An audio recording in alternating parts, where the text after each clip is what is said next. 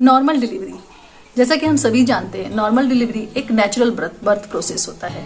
और होता क्या है कि नॉर्मल डिलीवरी के लिए जब हमारा ड्यू डेट जो है वो नज़दीक आ जाता है तो हमें लेबर पेन तो स्टार्ट हो जाते हैं, बट हमारा सर्विक्स आई मीन टू से बच्चेदानी का मुंह ही नहीं खुलता है। तो कुछ आज के वीडियो में मैं कुछ ऐसे आपके साथ मैजिकल टिप्स एंड ट्रिक बताऊंगी जिससे आप जिसको अगर आप फॉलो करेंगे तो आपके बच्चेदानी का जो मुंह है वो खुलने में काफी ज्यादा हेल्प होगा। तो चलिए आज के वीडियो को स्टार्ट करते हैं। तो वीडियो को स्टार्ट करने से पहले अगर आप नए हैं मेरे चैनल पे तो mama and baby with Monica को जल्दी से जल्दी सब्सक्राइब कर लीजिए, क्योंकि मेरे इस चैनल पे आपको प्रेगनेंसी और पेरेंटिंग से रिलेटेड टिप्स एंड ट्रिक मिलते रहेंगे। तो चलिए आज के वीडियो को स्टार्ट करते हैं। So hey guys, I am Monika and you're watching my YouTube channel. So friend, जैसा कि मैंने आपको बताया कि नॉर्मल डिलीवरी जो है वो एक नेचुरल बर्थ प्रोसेस होता है। और होता ये है कि अगर आप मतलब कि इस दौरान क्या होता है, बहुत सारी लेडीज के साथ ऐसा होता है, इवन मेरे साथ भी खुद ऐसा हुआ था कि लेबर पेन तो आपको आ जाता है, बट जब आप डॉक्टर के पास जाते हो डिलीवरी के लिए तो डॉक्टर आपका चेक करते हैं फिंगर की हेल्प से कि आपका सर्विक्स ओपन हुआ है कि नहीं। और होता ये है कि आप लेबर पेन में हो और आपका सर्विक्स ओपन ही नहीं होता है, तब डॉक्टर आपको वेट करने के लिए बोलते हैं। और कसम से वो जो टाइम होता है ना, मन करता है कि डॉक्टर का गला दबा देना, क्या कर दे, क्योंकि वो जब हम इतने पेन में होते हैं और वो हमें वेट करने के लिए बोलते हैं तो वो काफी ज्यादा अपने आप को मतलब कि ऐसा लगता है कि जिंदगी में क्या हो रहा है मेरे।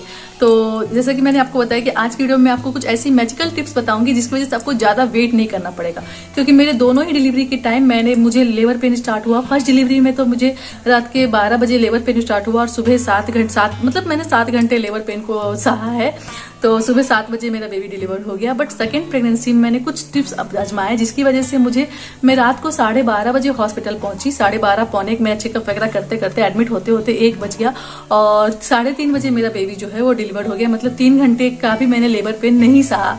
तो क्या ऐसा मैंने किया था, तो वही मैं आपको बताने वाली हूँ। तो फ्रेंड, होता ये है कि जो प्रेगनेंसी की जो हमारी जो जर्नी होती है वो एक दिन की नहीं होती, वो पूरे 9 महीने की होती है। तो हमें ये चाहिए होता है कि स्टार्टिंग के 3 to 4 मंथ छोड़ के, क्योंकि मुझे भी डॉक्टर ने मेरी सेकेंड प्रेगनेंसी में 4 मंथ तक के लिए बेड रेस्ट कहा था। तो स्टार्टिंग के 1 to 4 मंथ, पहले महीने में तो खैर हमें पता ही नहीं होता कि हम प्रेग्नेंट होते हैं। तो दूसरे से चौथे महीने तक क्या होता है, आपको ज्यादा भाग दौड़ करने की जरूरत नहीं है। आपको टोटली मतलब मुझे तो डॉक्टर ने बेड रेस्ट कहा था, तो आपको रेस्ट लेना है, अच्छे से रेस्ट लेना है। उस दौरान कोई भी ट्रेवल वगैरह नहीं करना है। तो ये तो स्टार्टिंग, क्योंकि उस समय क्या होता है मिसकैरेज के चांसेस काफी ज्यादा होता है, तो उस समय तो आपको काफी एहतियात बरतना है। लेकिन 4 मंथ के बाद कुछ काम ऐसे होते हैं जो आप मतलब कि अभी अगर आप डॉक्टर के पास जाओगे तो डॉक्टर आपको काफी तरह सारे एडवाइस करेंगे कि आप स्क्वाट कीजिए, डक वॉक कीजिए, कई तरह के एक्सरसाइज होते हैं जो आपके नॉर्मल डिलीवरी में काफी ज्यादा हेल्पफुल होते हैं। बट आज से कई साल पहले, मतलब आपकी मम्मी, आपकी दादी, आपकी नानी के समय में ऐसे कुछ भी डॉक्टर एडवाइस नहीं दिया करते थे। और उस समय ज्यादातर जो डिलीवरी होती थी वो नॉर्मल डिलीवरी ही हुआ करती थी, क्योंकि उस समय सिजेरियन का इतना चलन नहीं होता था। तो क्या उस समय लोग क्या फॉलो करते थे, तो ऐसा जरूरी बिल्कुल भी नहीं है, क्योंकि आज जो डक वॉक होता है, स्क्वाड वगैरह होता है, ये सभी जो है वो हमारे यहाँ से ही निकला हुआ है, हमारे घर का ही चलन है। आप जो है वो सबसे पहला पॉइंट मैं आपको बताती हूँ कि अगर आप अपने डेली बेसिस में ये सब फॉलो करोगे ना तो आपको कुछ भी करने की जरूरत नहीं है। तो सबसे पहला पॉइंट जो है वो है आपको वॉक करना है। एवरी डे सुबह 30 मिनट्स और नाइट शाम को 30 मिनट्स आपको वॉक करना ही करना है, वो कंपलसरी है। क्योंकि डेली वॉक करने से क्या होता है, हमारा जो पेल्विक फ्लोर मसल्स होता है उसमें ब्लड फ्लो जो होता है वो काफी अच्छे से होता है और इसके काफी ज्यादा एडवांटेज होते हैं, जैसे स्टेमिना इंक्रीज होता है, एनर्जी इंक्रीज होता है, स्ट्रेंथ इंक्रीज होता है, और बेबी का जो हेड डाउन जो होने का जो प्रोसेस होता है उसमें काफी ज्यादा हेल्प मिलती है। और फिर दूसरा बात क्या होता है कि आपको ना सीढ़ियां चढ़ते उतरने रहना चाहिए, क्योंकि 4 मंथ तक तो सीढ़ियां चढ़ना उतरना अवॉइड करना है। बट आफ्टर 4 मंथ जो है वो आप कंटिन्यू आप कोशिश करें कि अब जितना ज्यादा हो सके सीढ़ियां चढ़ा उतरा कीजिए। तो मेरे साथ एडवांटेज ये था कि मैं ग्राउंड फ्लोर पे रहती थी और मेरा जो पहला बेटा है, बड़ा बेटा है, उसे मुझे सुबह शाम जो है छत पे वॉक कराने के लिए लेके जाना होता था, क्योंकि वो जो है ना सुबह शाम मतलब कि उसे उसकी आदत थी। तो उसके चक्कर में मुझे क्या होता था, मेरा सीढ़ियां चढ़ना उतरना कंटिन्यू हुआ करता था। तो ये जो भी मुझे काफी ज्यादा हेल्प किया था इसने मुझे। तो पहला पॉइंट मैंने बताया कि आपको कम से कम 1 आवर to 30 मिनट्स आपको जो है वो वॉक करना है। तो जैसे कि मैंने बताया कि 1 घंटे अगर आप रेगुलर नहीं कर सकते हो ना तो 30 मिनट्स मॉर्निंग में कीजिए, 30 मिनट्स इवनिंग में कीजिए। और दूसरा पॉइंट मैंने बताया कि सीढ़ियां जो है वो चढ़ा उतरा कीजिए।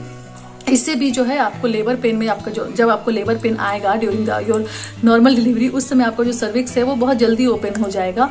और तीसरा पॉइंट है कि आप जो है ना वो बैठ के पोछा जरूर लगाए। पोछा लगाने के लिए आप डंडे का यूज ना करें, आप रुक रुक के पोछा लगाए। जरूरी नहीं है कि आप एक ही बार में 2-3 रूम जितना है आप उतना पोछा लगा ले, ऐसा नहीं है। आप स्टेप बाय स्टेप रुक रुक के जो है वो अपने घर में पोछा लगा सकते हो। तो अगर आप 2 रूम में भी पोछा लगा रहे हो तो भी जो है वो आपका एवरीडे, अगर आप 2 रूम में पोछा लगा रहे हो तो भी आपका जो सर्विक्स ओपन होने में ना काफी ज्यादा हेल्प करेगा।